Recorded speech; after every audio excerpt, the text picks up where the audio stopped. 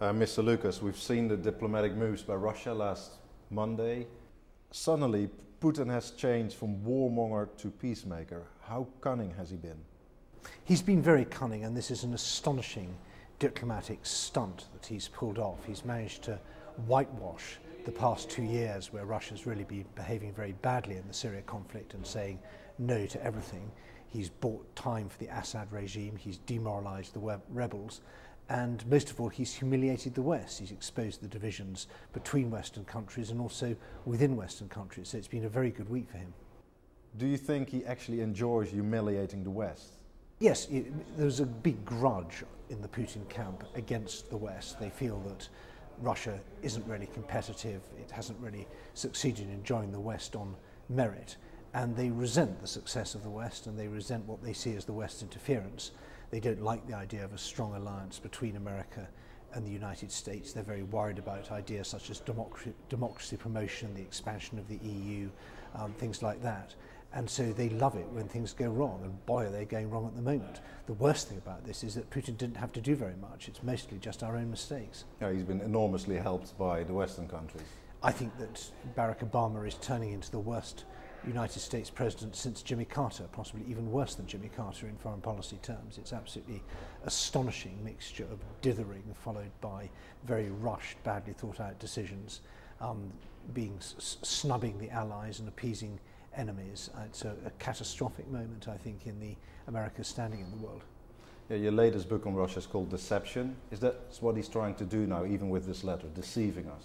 Well, my latest book's about Russian spies particularly, but they fit into a pattern where Russia doesn't have the real military or economic strength to be a superpower, but it's able to get quite a lot of what it wants by using dirty tactics, behind-the-scenes tactics, by finding things out with its spies and using clever information warfare and other games to influence public opinion in the West. And I think this fits into this very well. Russia is actually a villain in this drama. It's turning itself into a hero. And is the West underestimating Putin, do you think? Yes, definitely. We've underestimated him since the moment he came in. First of all, we thought that he was a reformer and a guy who was going to transform Russia. Then we thought he was a guy we could do business with and who would be a good partner for us. And in fact, he is an ex-KGB guy who is running a criminal regime, which is where people steal tens of billions of dollars from the people of Russia, and then they launder it in the West, in your country, my country, and other countries. It's a real scandal, and I think we still haven't quite woken up to how bad this regime is and how urgently we need to deal with it. In his letter in the New York Times, he warns against the unilateral actions of the United States of America, that it damages the United Nations, and he says it could throw the entire system of international law and order out of balance. Is he honestly worried about the status and position of the United Nations? If he really worried about the United Nations, he'd be exercising Russia's veto more constructively and making the Security Council into a body that really worked, as opposed to being the deadlocked nonsense that it is at the moment. I think that Russia has a lot to gain from instability. In the Middle East, for example, they like instability because it means the oil price goes up, and that means free money for the regime. What they don't want is a rule-based international system which would constrain them. They want rules to constrain other countries and freedom of action for themselves, which makes his letter in his article in the New York Times particularly hypocritical. Well, the reason the United States acts unilaterally is because the UN Security Council is deadlocked, and it's deadlocked because Russia keeps on exercising its veto. Barack Obama particularly isn't interested in starting new foreign wars. It's very much the hallmark of his presidency. He wants to close these things down. But we've seen a tremendous failure of the international community, of international legal setup, in the way the Syrian crisis has gone from being a small crisis to a bad crisis to being the worst humanitarian catastrophe of this century.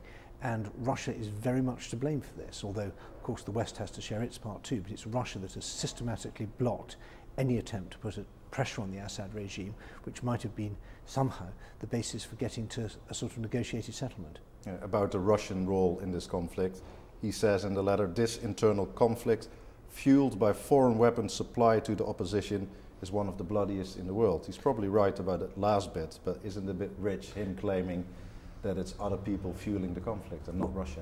America's promised weapons to the opposition, but almost nothing's arrived. It's one of the reasons why Western credibility there has plunged. What is true is that the Russian regime has been selling weapons to Assad. In fact, his chemical weapons arsenal is a Soviet one, but with some top-ups more recently from Russia and some of the equipment that's used. And so I think it's really hypocritical for Mr. Putin to claim that the West has been escalating this conflict. It's his proxy, it's Mr. Assad, who has been the one who's been refusing to budge on any possible negotiated settlement. 5 years ago you published another book called The New Cold War. And then you said this new Cold War doesn't have the same military dimension. This is not about tanks, but about banks. In those 5 years since, has it become more military? Well, Russia still doesn't really have tanks, or that it had enough to invade Georgia, which I warned about in the book. But Russia's not really a military power. It can't project power beyond its own borders. It can invade small countries that it can drive to, but not much more. But as I said in that book, and it's still true, Russia's very good at using diplomatic bluff and subterfuge. It knows the West doesn't want to confront Russia, and so it pushes hard, offers cooperation on one side and threatens dire consequences on the other. And again, they can play divide and rule with the West, and the West caves in. And this is, I think, a classic example of how Russia's taken basically a very weak position and turned it into rather a triumphant one. Yeah, and in this letter he's really playing on the fears of American public opinion, isn't he? They read Western public opinion very well, and although Russia is very anti-Western, actually Western public opinion is also quite anti-Western. People don't like the idea of American leadership. They're skeptical about the virtue of intervention, and Russia's playing on all those sentiments quite cleverly with its propaganda, and I think it's making quite a lot of headway. Aren't we hearing in this letter the echoes of the old Cold War? He literally says, if you cannot count on international law, a growing numbers of countries seek to acquire weapons of mass destruction. Isn't that an implicit threat? Yes, I think there is a bit of a threat there, and of course Iran, which is the #1 worry when it comes to nuclear proliferation, is very much dependent on Russian support. If Russia sells Iran air defense missiles, Iran can go full steam ahead with its nuclear program without worrying about any possible Western strike. Well, I have to say the danger of a Western strike's got a lot less now since we've seen the failure of the West to do anything about chemical weapons use in Syria. In this geopolitical chess game that he's playing, what's his long-term political aim? I think it's to get Russia to the centre of decision making. Although Russia doesn't deserve to be at the top table in many ways, Mr. Putin wants it there, nothing to be decided without us, nothing to happen that we don't know about. And of course that's partly an assurance for him. It means there's much less danger of anybody doing anything to stop Russia bullying its neighbours, to stop Russia manipulating the European gas market, to stop Russia doing what it wants in the Arctic, to stop Russia doing what it wants at home. It's putting Russia back at the top, which is what he wants. Is Putin's Russia a threat to us? Yes, absolutely. It's a threat to our allies, first and foremost, in the Baltic states and Central Europe. It's a threat to the orderly functioning of our energy market because they habitually abuse their gas pipelines and their vertically integrated means of selling gas to us. It's a threat to us on the bribery and corruption front because they're putting money into our political systems, both here and in America, paying think tanks, paying political parties, sometimes even paying politicians. I think Russia's main export really is not gas but corruption, and the main recipient is us.